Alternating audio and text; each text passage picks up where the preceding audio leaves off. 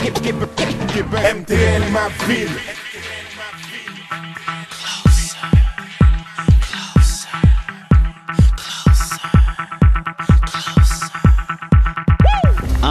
To be completely honest with you, the R&B scene today, don't get me wrong, there's a lot of artists in the game right now that I respect, but just what R&B is right now is a little boring to me. You know, I've always been a guy that was always, you know, a spokesperson for original thought, originality, you know, just expressing yourself, being who you are regardless of what anybody thought, being who you are, not let me be what the world wants me to be so that I can make some money. And that's what it seems like a lot of people are doing nowadays, you know, within R&B. I honestly don't, to be honest with you. I just, I want to be one of the people trying to help blur some of these lines in these categories. Like, to put me in a little bitty box and market urban is basically, you know, it's shorten me, you know what I mean? It's to short me and it's to short my fans, you know. So I'm R&B, I'm urban, I'm pop, I'm all of that. I am music. There we go.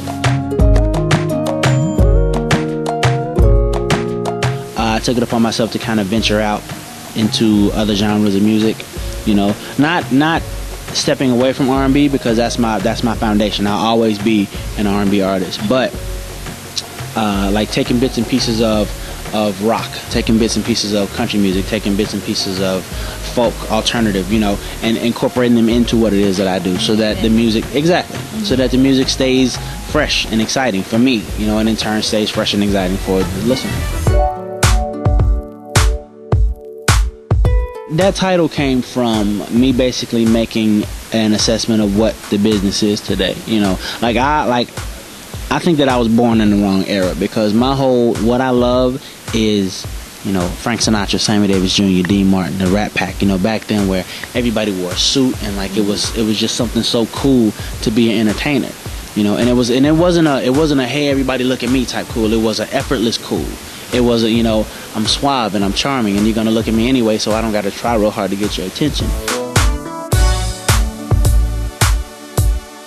I have a foundation that I founded. It's just Compound Foundation, and basically, and this was brought to my attention by my management. A lot of the guys in my management team come from, you know, child protective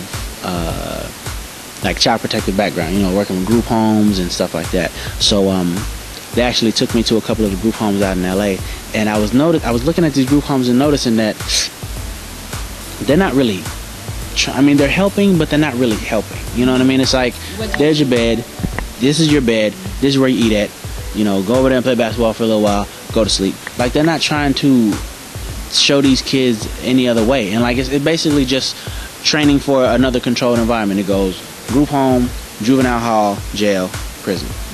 You know what I mean? So me and my team, we came up with the idea of, we're going to start building our own group homes, and what we're going to do is we're going to put a program into the academics.